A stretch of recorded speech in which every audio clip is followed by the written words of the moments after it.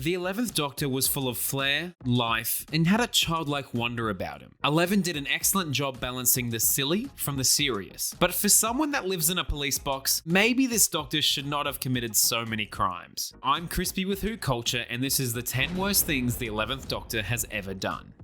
Number 10.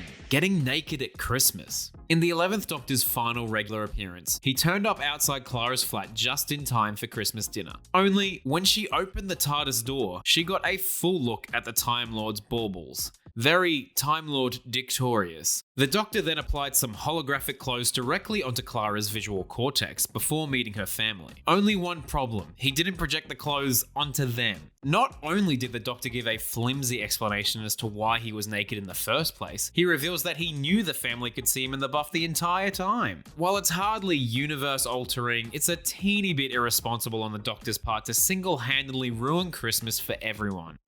Except for Clara's Nan. Number 9. Make KAZRAN fall in love with a dying woman. 11's first Christmas outing saw him tangle with KAZRAN Sardik, a bitter old man who controlled a cloud belt that had trapped a spaceship. The Doctor tries to convince him to release the ship, but KAZRAN tells him to fuck off. Taking a leaf out of Charles Dickens' book, the Doctor travels back into KAZRAN's past to make him a nicer person in the future. This involves him orchestrating a romance between KAZRAN and Abigail, a beautiful woman kept in cryogenic storage. This doesn't sound too bad until you realize that Abigail is terminally ill. She helps save the ship, but KAZRAN now has to choose one final day to spend with his beloved. And thanks to the Doctor, he has to live with the trauma of losing essentially his soulmate. I can see where the Doctor was going with this, but I really think it's wise not to annoy Dumbledore.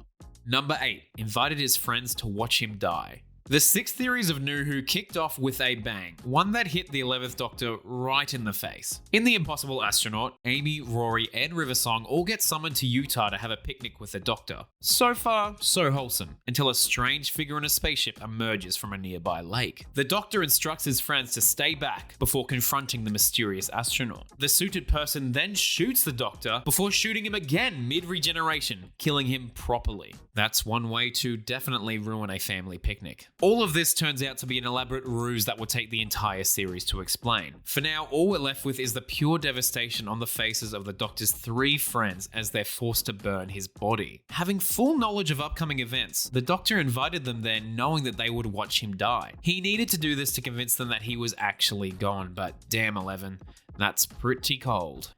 Number 7. Led soldiers to their deaths.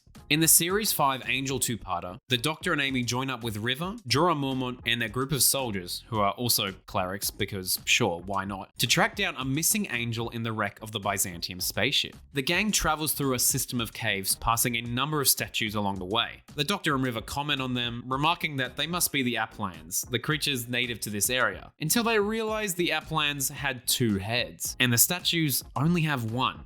Oh crikey Moses, we are in trouble here. It turns out that the statues, all of them, are weeping angels as well. This leads to a whole mess of trouble and the deaths of every single one of the clerics. Rest in peace, Angel Bob. With all the brainpower the Doctor possesses, you'd think he'd notice something like a head missing from a load of statues. This is a huge blunder on his part and one with fatal consequences. Number 6. Left Amy behind twice. Not long after the 10th Doctor regenerates into the 11th, the TARDIS ends up crashing near Amelia Pont, with whom the Doctor forms a strong bond. Once his ship is repaired, he promises to return for Amelia after a short trip. He does indeed return, but that short trip actually takes him 12 damn years. Oh crikey Moses, we are in trouble here again. Nuh-uh, not good. Amelia is now a fully grown woman who prefers to be called Amy. The pair eventually reconcile by defeating Prisoner Zero before the Doctor agrees to finally take Amy trapped. Oh but wait, he then disappears again. What in the time of space are you doing, mate? Once is bad enough, but then you have to leave the poor woman again? That's just unacceptable. The initial 12-year wait actually proves quite traumatic for Amy, who informs the Doctor that she visited a bunch of psychiatrists in her childhood. You'd think the Doctor would be more careful to not leave her the second time. Number 5. Killed Solomon.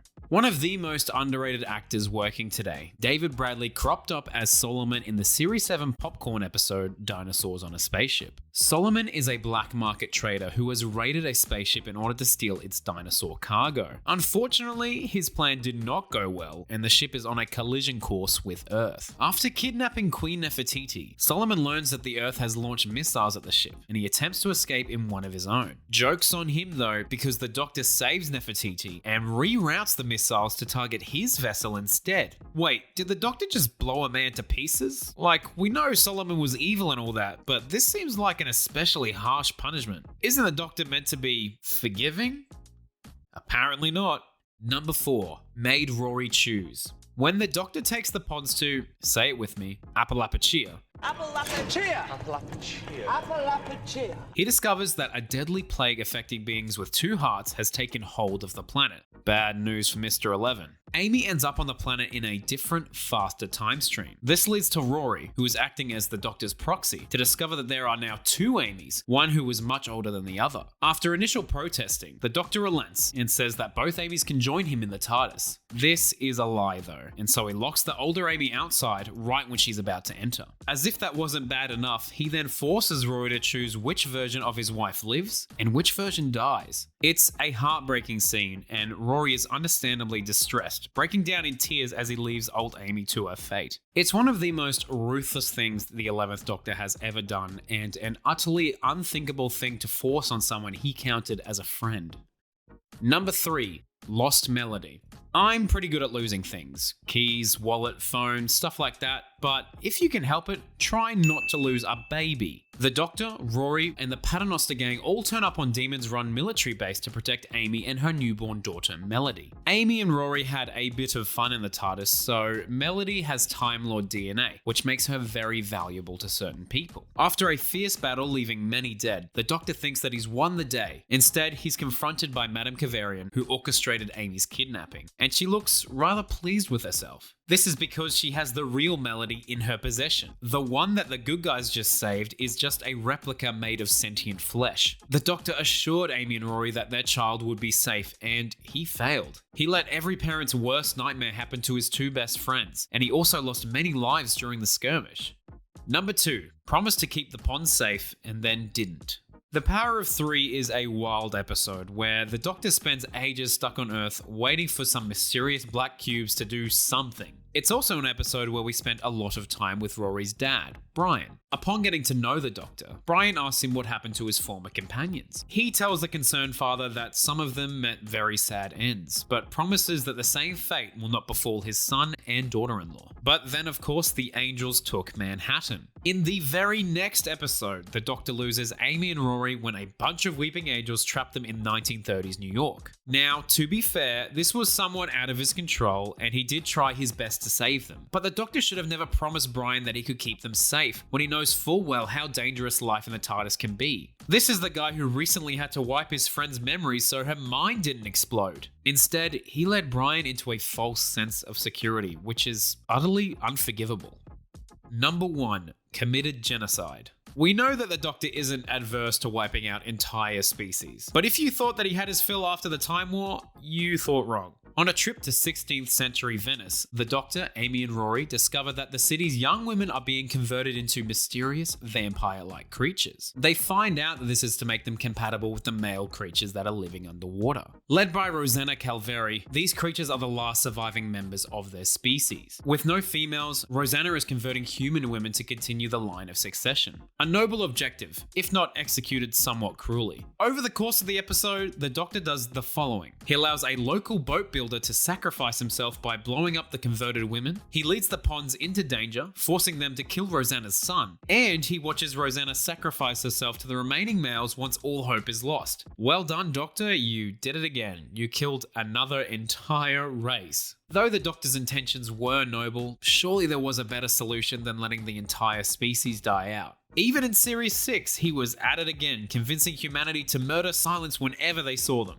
This guy freaking loves genocide. And that is our list. Let us know your thoughts in the comments below, and if I missed any terrible things the 11th Doctor did. Don't forget to like, share, and subscribe. You can follow us on Twitter and Instagram @WhoCulture, and you can follow myself by looking up Crispy Pro on YouTube. I've been Crispy with Who Culture, and in the words of the 10th Doctor, the 14th Doctor, allons-y.